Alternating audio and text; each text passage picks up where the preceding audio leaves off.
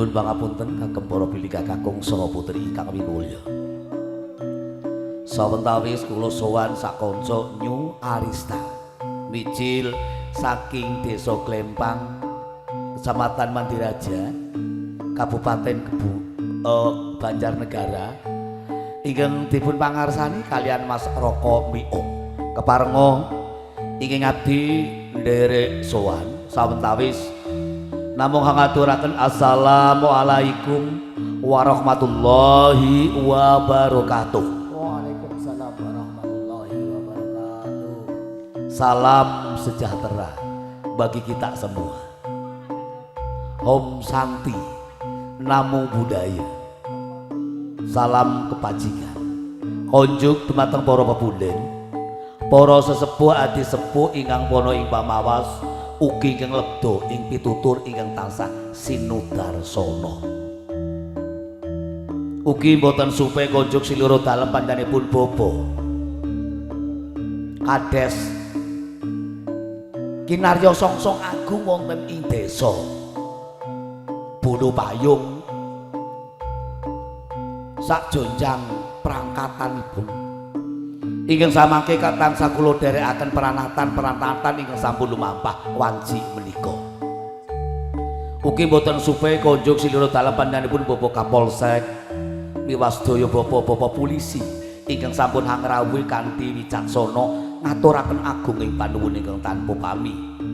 Bapak Dalem Ramil, Bapak Banbinsa, sedaya kemawon para pepunden ing boten ingkang kula wiji-wiji saestu-estu kula ngaturaken agunging panuwun ingkang tanpa pami dene handika sampun angrawuhi wonten ing pawiwahan. Tumapaipun ibu miwah bapa nun inggih bapa Mider miwah ibu Parsini ingkang wanci menika badhe hanetepi darmaning asepuh benjang indembe ingkang putra nun inggih Bagus Lodriana badhe ijab kabul kalian kusumaning ayu Mirna putra kinasih mijil saking Tunjung Seto Kecamatan Sempor. Mugi kemawon calon atmaja pinanganten benjang intembe kaparing bagya mulya nir saking sambikala pinangyong kali Gusti ingkang Maha Kuwasa. Para pinenggih kakung saha putri ingkang minulya nyuwun pangapunten dene kula sumandhaka nyaruwe pangandika ugi nderek gempil kamardikan namung ingkang samangke netepi pakaryan pilih wanci menika badhe netepi hanglipur paring suka parisuka kalian panjenengan sedaya lumantaripun Nyu Arista musik mijil saking Banjarnegara. Mugi-mugi kemawon ingkang samangke kula sakanca kinarya panglipur dadosa gumbira saklebeting nala bingah saklebeting manah ingkang tanpa upami. Namung nyuwun pangapunten rening wanci menika tesih mlebet wulanipun wulan Riyadi. Keparenga kula ngaturaken sugeng riyadi. Minal faizin fal faizin. Mohon maaf lahir dan batin. Sedaya kalepatan senajan tona nembe kemawon pinanggih tartamtu kanalepatipun amargi tiyang gesang boten wonten ingkang sempurna. Dunungipun lali lepat miwah saru menawi kadulu. Mila nyuwun pangapunten ingkang tanpa pami lumantaripun riyaya menika kersanipun Gusti ingkang Maha Kuwasa saged kalebur dosa lan kesalahan kula miwah panjenengan.